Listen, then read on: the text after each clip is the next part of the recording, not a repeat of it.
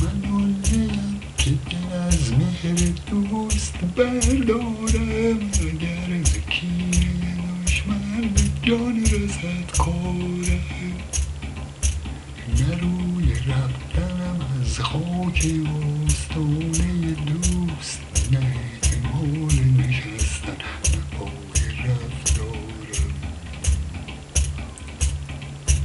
کجا روم که دلم پای بند مهر کسیست، کجا روم سفر کنی به رفیقان که من گرفتارم.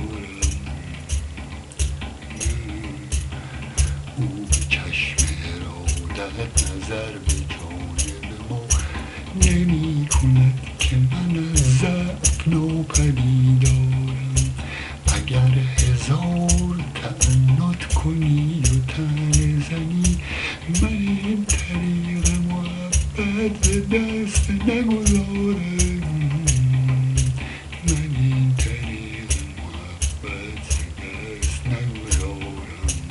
مرا به منظر خوبان اگر نباشد میل، درست شد به حقیقت که نقش دیوارم.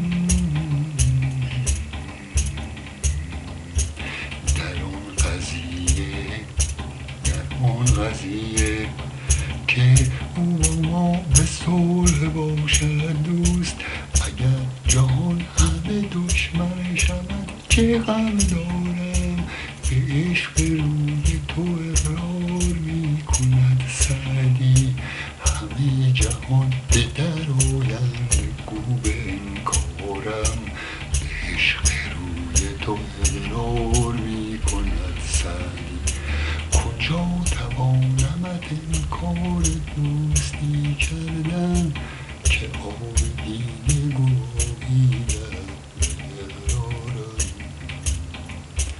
من دلم که گرد دوست من آن که دل از مهر دوست بردارم.